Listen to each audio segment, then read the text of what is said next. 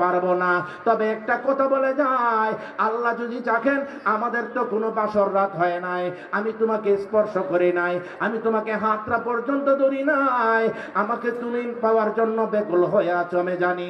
তবে আমি একটা কথা বলে যাই বিবি, তুমি যদি সহ্য করে থাকতে পারো, আমি যদি শহীদ হয়ে যাই, আল্লাহ পাক রব্বুল আলামিন বেহেশতের মধ্যে আমাদেরকে বাসর করাইবে। আর একটু জোরে বলুন আল্লাহু আকবার। মিরপুরের যুবকরা রে, মিরপুরের যুবকরা, আজকে তোমরা কি হয়ে আছো? আজকে মদ গাজার মধ্যে তোমরা পড়ে আছো, ফ্যান্সি ডিলের প্রেমে পড়ে আছো, বন্ধু বান্ধবদের মহলে পড়া গাজার মধ্যে আড্ডাখানার মধ্যে পড়া রইছো। এই সমস্ত গাজার মধ্যে আড্ডাখানার মধ্যে পড়লে কি হবে? আল্লাহ রাসূল তোমাদের প্রতি বেরাজ হয়ে যাবে। যদি আজকে নবীজির সাথে প্রেমের ডুরি বাঁধো, আমার মদিনাওয়ালার কামলেওয়ালার নবী বলেন, শাফাআতি লি আহলিল কাবায়ের মিন উম্মতি, আমার বড় বড় গুনাহগার উম্মত, যত বড় বড় গুনাহগার উম্মতই হোক না কেন, আমি এমন ভাবে ধরব ৩০,০০০ বছর রাস্তা ফুলসেরাত পার কইরা আমি জান্নাতের মধ্যে তাকে পাঠাইয়া দেব। চিৎকার মেরে বলুন সুবহানাল্লাহ। আর একটু জোরে বলুন আল্লাহু আকবার। জোরে সুরে বলুন ইয়া রাসূলুল্লাহ। বন্ধুরা রে, আমার নবী না মানে যারা,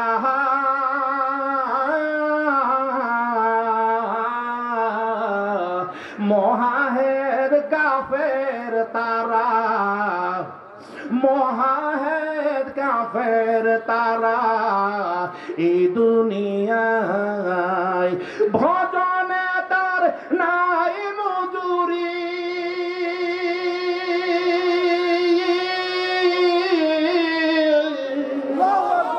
ভজনে তার নাই মজুরি,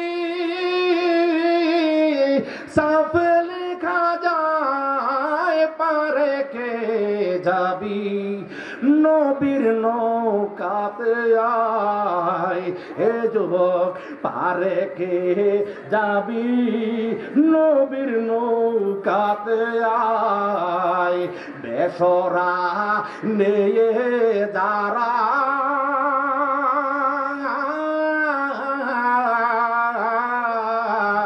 তুফানে যাবে মারা, এই দুনিয়ায়, ঠিক কিনা বলুন?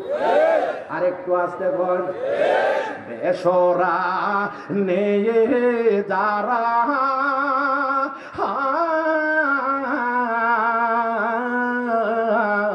তুফানে যাবে মারা, এই দুনিয়ায়।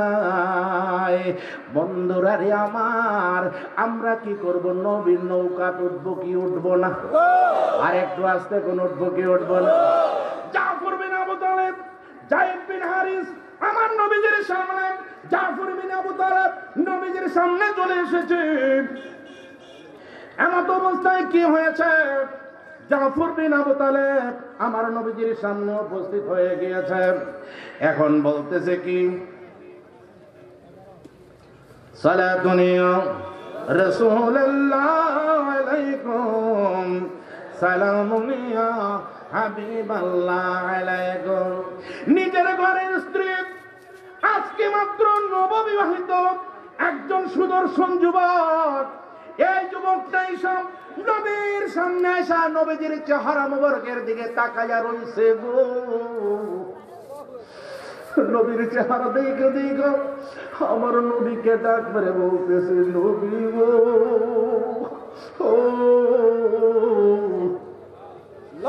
আমার ঘরের মধ্যে স্ত্রী রেখা গেলাম আপনার প্রেমে ইয়া রাসূলুল্লাহ। কাল হাসরের ময়দানে